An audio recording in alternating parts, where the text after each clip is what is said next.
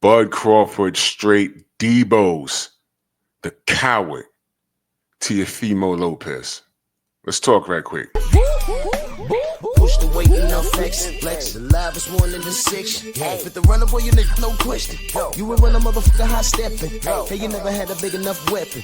Motherfucker never learned your lesson. I'm a 88 pack nigga. I'm a 88 pack nigga. I mean, day walker, drink blood, fangs out, full moon, motherfucker change like a hoe, nigga. I'm just a nigga from the hood trying to stack a little cheddar. Tell him what you told me. What I tell you? What you doing it for? Oh, promotion, baby. All right. So I ain't gotta fuck him. I ain't gotta fuck him up. But we should spar. I ain't gotta fuck him up. We should spar. Come on, I want to spar with you though. All right, how about that? We clap it up? All right, bet.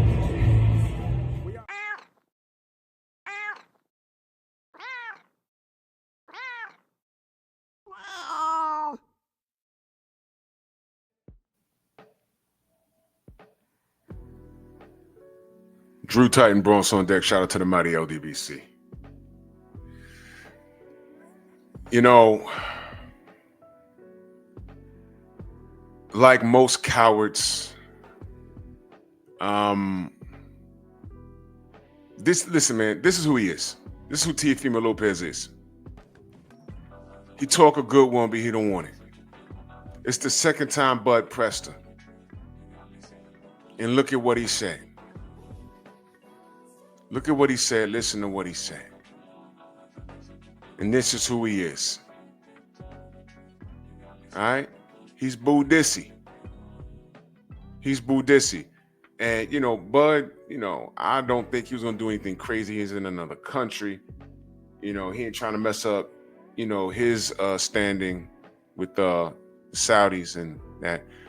But he needed to let Teo know, bro, you will get this work. And I don't want y'all buying into the oh, we could spar though, we could spar. Listen, I don't buy that, dude. I don't buy that. There's certain things you don't play with. Now I want you guys, and I want you Latinos that want to sneak in here, you racist Latinos, you guys, not my family, but you guys, right? They want to downplay what you see this dude do. I want you to put the shoe on the other foot. And what if there was any black fighters clowning on you and your culture, your heritage, and what you do, your ethnicity? Y'all be having a meltdown every day. Every day. Let me remind you about Teofimo Lopez. He meant what he said. Whichever monkey wants the banana, he meant that. He meant it. What he said on record on ESPN, you can keep the black fighters. Making it seem that the business of boxing sees more value in black fighters than anybody else. That is a lie. You was working with Top Rank, who has a direct relationship, had a direct relationship with who? ESPN. We know about the NBF, the No Black Fighter Board. The late, great Cameron Duncan confirmed it. He confirmed it. It's true. You was working with Bob Arum. You was working with ESPN. You was in cahoots with the WBC to freeze Devin Haney out. We know about that. All you had to do was win. You beat Vasily Lomachenko. You was running around talking about you was undisputed, which was an absolute lie. You ducked Devin Haney, got in the ring with George Kambosos after putting that fight off 3 or 4 times, and then you came to New York and laid an egg. Got dropped in the first round, got cut. You almost pulled a hat trick in round 10, but George held on, and he beat you. You dropped all of that.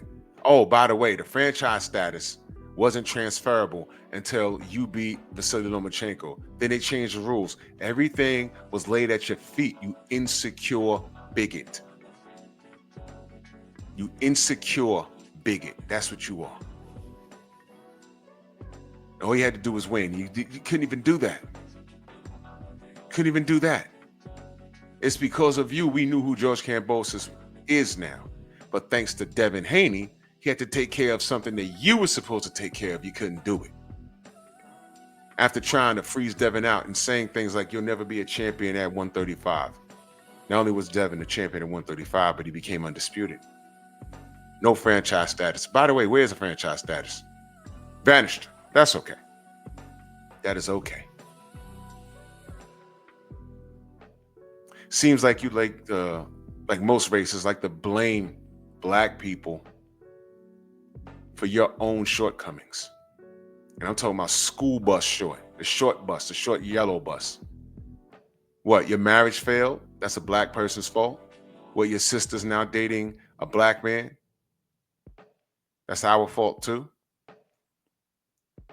When you was in New York at an event, I'm not going to name one, but you was grandstanding in front of some, I guess you can call them media, and a buddy of mine was there, and you was asked about, do you feel some kind of way about the things you say about black people? And you looked around and said, you know what? Nothing's going to happen to me.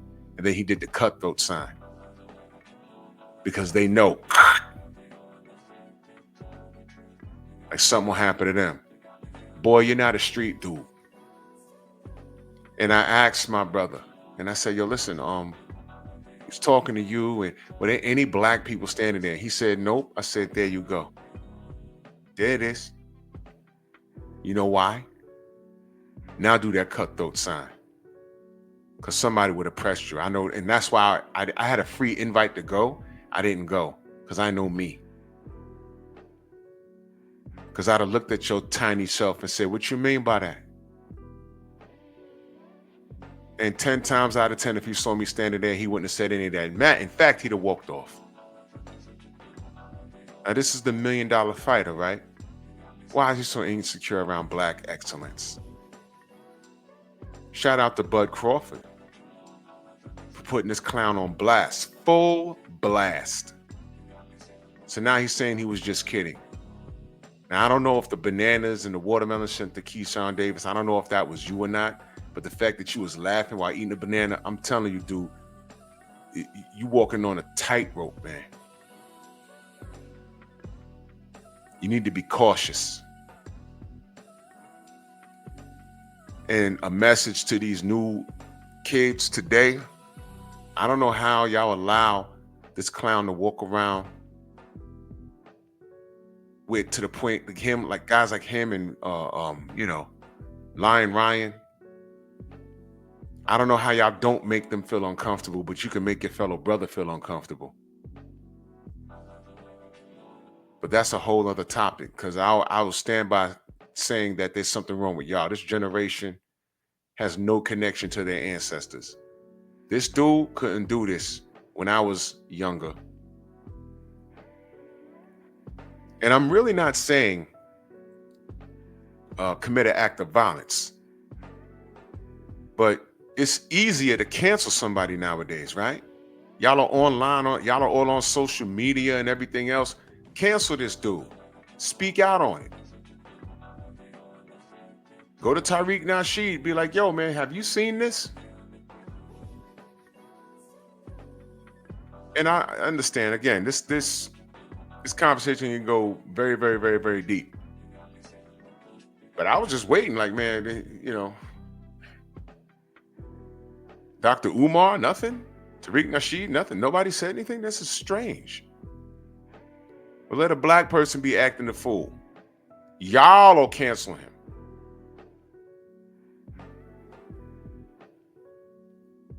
I see more talk about Diddy than anything, who just beat his case. Are y'all apologizing to him? No. Quick to tear each other down, but this dude is walking around doing and saying any old thing.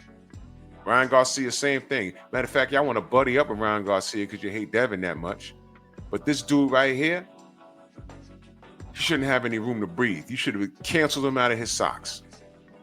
And what I'm saying is, back in the 90s, when I was a lot younger, I don't know, man.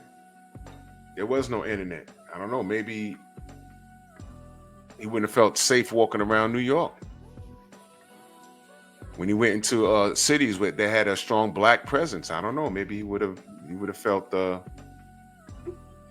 less safe. Kids need to wake up. I'll do my part. I talk about it. I'm not telling y'all to run around and get locked up behind his foolishness. But y'all talk about everything else but this. But don't worry, I got it. Don't worry, because y'all are cowards. And like I said, y'all have no connection to your ancestors.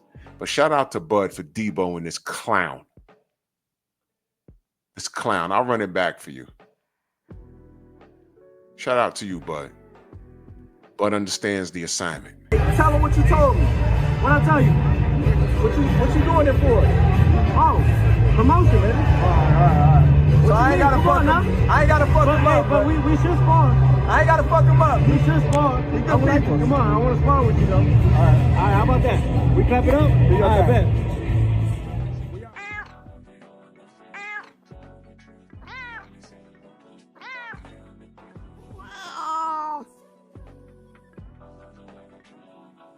Bronx on deck.